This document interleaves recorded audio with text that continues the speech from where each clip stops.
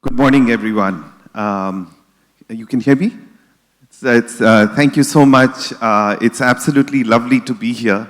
And I wanted to first thank you very much, Mr. Pro Secretary, to the Uruguayan civil society, to Uruguayan government for hosting us and for welcoming us so warmly on this cool morning, as you said just now. You know, it's my first month in the job in OGP. And it is an absolute pleasure for me to come here for the Americas regional meeting. Because for us in OGP, Americas represent the vibrant center, the heart and soul of OGP. And this vibrancy comes from the very hard work, from the commitment of stakeholders, diverse stakeholders, who have rallied together to make change happen through the OGP. And this diverse ecosystem is witnessed in the conference we have here today. We have here today journalists who have spoken truth to power. We have human rights defenders, and we have committed government officials who are fighting for openness amidst formidable odds. And this strength of vibrancy and commitment of the stakeholders, which I witnessed live yesterday in the Civil Society Day and in the Points of Contact Day of government officials, this is a key strength of OGP for the Americas to be leveraged in the next phase of OGP. So the next phase of OGP is going to be really vital. And I wanted to share with you that at the UN General Assembly in September this year, OGP will be completing 5 years, the first 5 years of its existence. And in these first 5 years, there have been some important initial accomplishments. 69 countries have voluntarily joined OGP, which has been really fast, and thousands of civil society organizations have joined OGP. And together they have generated thousands of commitments which are being independently assessed by OGP's independent review mechanism, or IRM, on whether governments are living up to their commitments. So this is important initial progress. But I want to look forward, because in the next 5 years, success of OGP is not going to be measured by the number of countries that have joined or by the number of commitments that countries make, impressive as they may be. In the next 5 years, the success of OGP, the success of the collective efforts of all of us in this room is going to be measured quite simply by whether OGP delivers a transformative impact in the lives of ordinary citizens and whether it can tackle bigger challenges. And here I want to share with you that we have some significant challenges to tackle together. So the independent review mechanism, or IRM, that I mentioned, it does an assessment of countries' progress. And what it finds is that the Americas, even though it compares worldwide on par in terms of its rate of completion of the action plans, it ranks relatively low in the degree of ambition in whether it has transformative commitments, by which we mean whether those commitments will make a significant difference in society. In fact, only 12% of the commitments are seen to be potentially transformative, and only 6% of them are completed.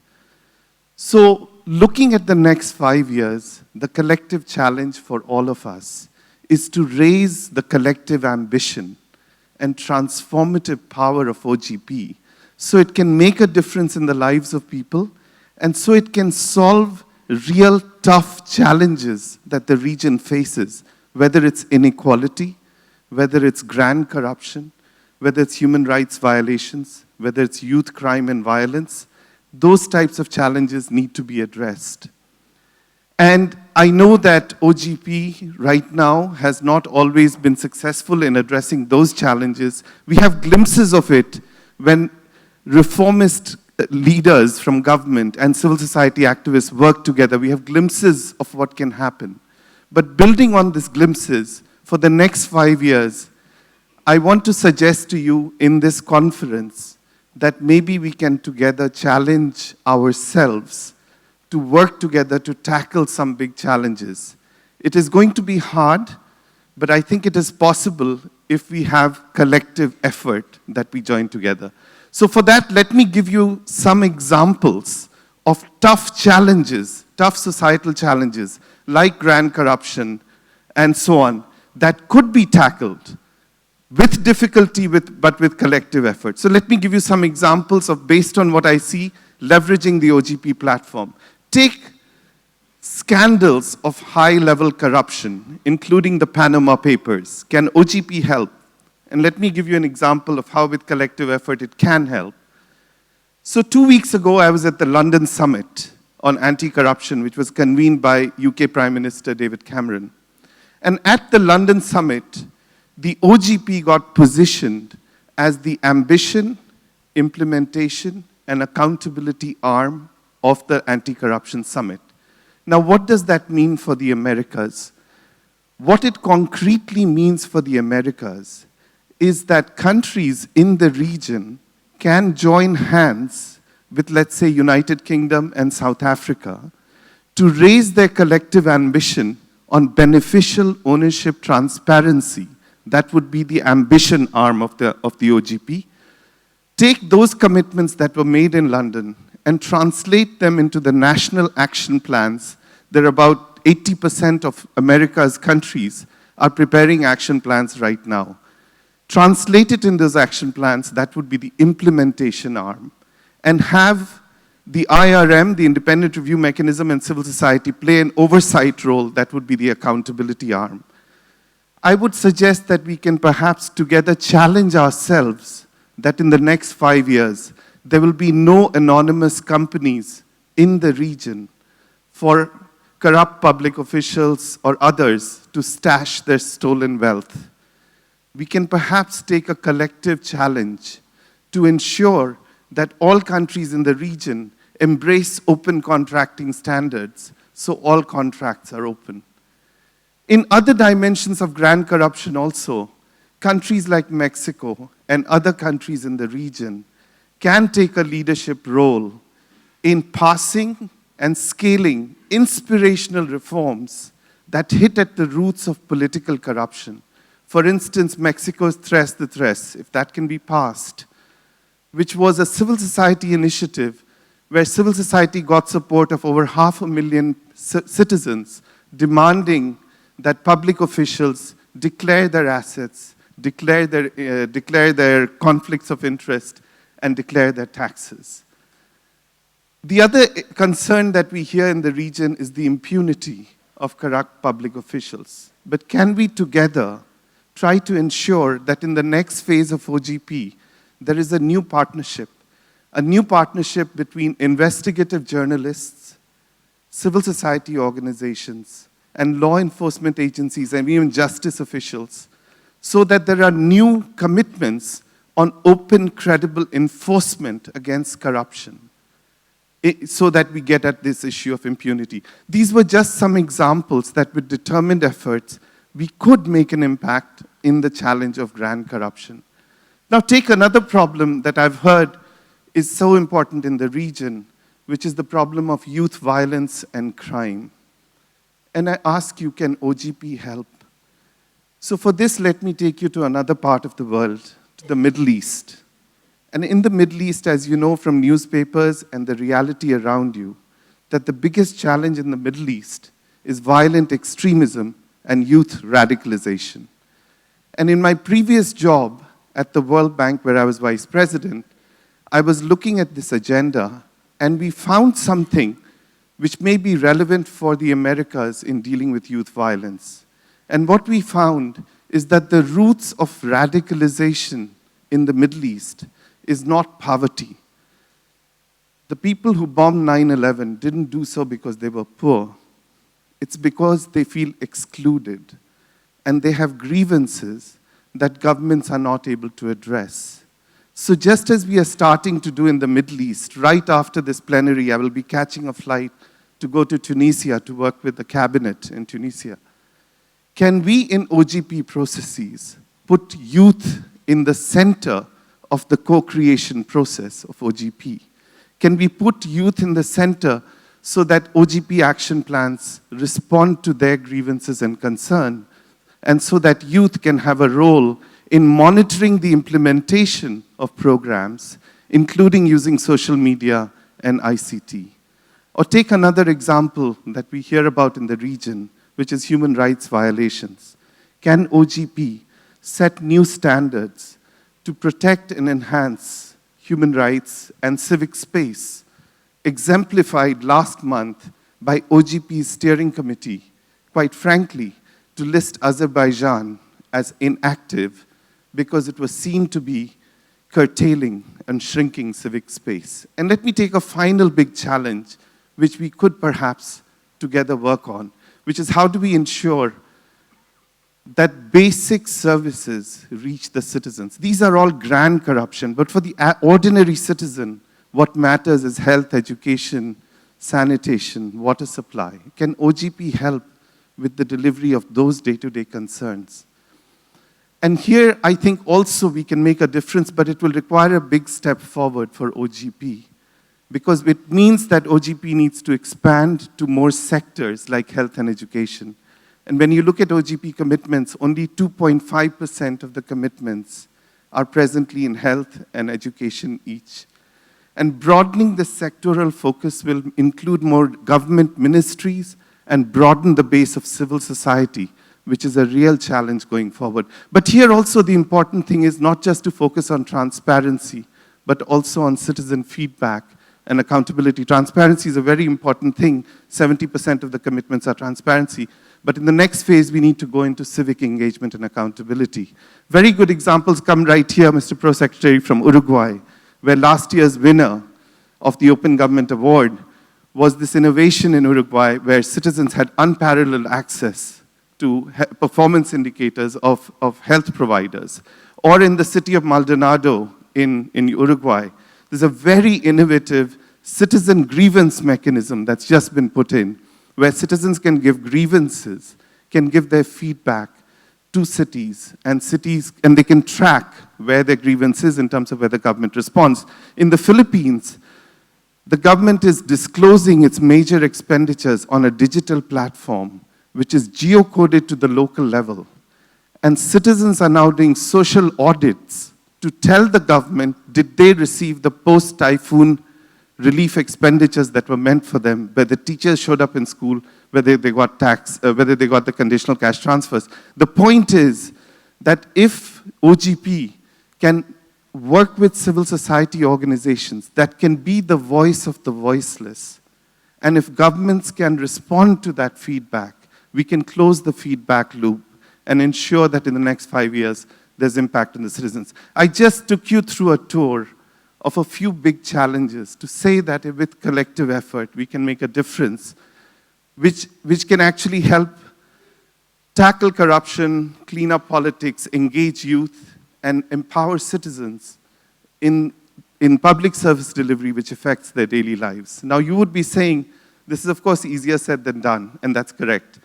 And the biggest challenge for us is how do we actually make this happen? But you know, coming here in my first month in the job, what gives me hope is what I have seen to be the vibrancy of the movement here, the vibrancy of actors here. And in order to leverage that and translate that in results, one critical thing that will be required is a genuine co-creation process between government and civil society. And here, while they're in the region, 13 out of 17 countries have instituted permanent dialogue mechanisms, we also know that the process of co-creation is quite uneven. There are power asymmetries. And in some countries, we are even seeing setbacks in the co-creation process. That has to be reversed. But if committed public officials and committed civil society activists can join hands within countries and across countries, in the next 5 years, they can leverage OGP as a mechanism and transform it into OGP as a movement. So over the next 5 years, we need to transform OGP from a mechanism into a movement. So you may say that this is impossible, And I want to leave you with a final visual, a final thought, a final example from nature, which actually tells you that if nature can do it, why can't we? So I'm about to show you a short visual from nature, if the technology supports me. And what you will see are these phenomena in nature. They're called murmurations. And you will see these little birds called starlings. Starlings are these little birds that are found in parts of Europe. And they are vulnerable to the falcon. The falcon is a big predator that can come and swallow the starlings. And so what you see here are these little starlings that are found in different parts of Europe. And you'll see there are small birds that are vulnerable to prey. They live in these small chaotic colonies. They are not organized. They don't have civil society organization at this point.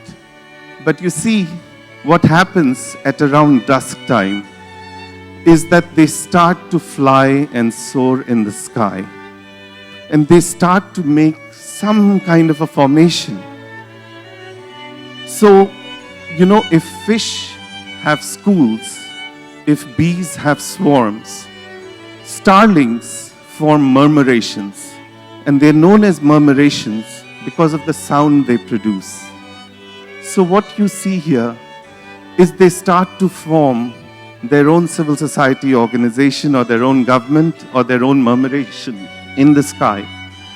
Now this murmuration has a function. The function is to ward off the falcon. There you see the falcon. The falcon is many times the size of the starlings. But look at the power of the collective. These individual starlings that were individually so small, look when they form their collective power. When they join hands together, they start to drive off the falcon, that grand challenge of the falcon. So look at that individual starling that was individually seeming so hopeless, the power of what it can do when it joins hands. I will submit to you that ordinary citizens and the poor in our countries are like starlings. They feel individually hopeless and helpless in the face of grand falcons like state impunity, like human rights violations, like crime, like grand corruption. What power does the individual citizen have to tackle those big falcons of grand corruption or state impunity? But if citizens can band together to form civil society organizations, if civil society organizations can join together to form networks and coalitions of civil society organizations, they form a murmuration that can ward off the falcons. For this, they need space in the sky, just like civil society needs civic space in countries to be able to form.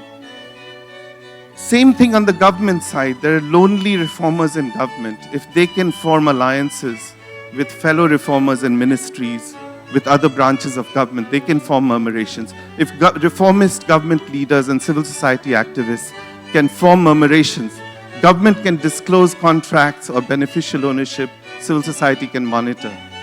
In 2015 in Guatemala, citizens rose and formed their own murmuration. And through that murmuration, with a larger murmuration that they formed with the Commission Against Corruption and Impunity in Guatemala and the prosecutor's office, they were able to take down the grand falcon of grand corruption, bring down the president.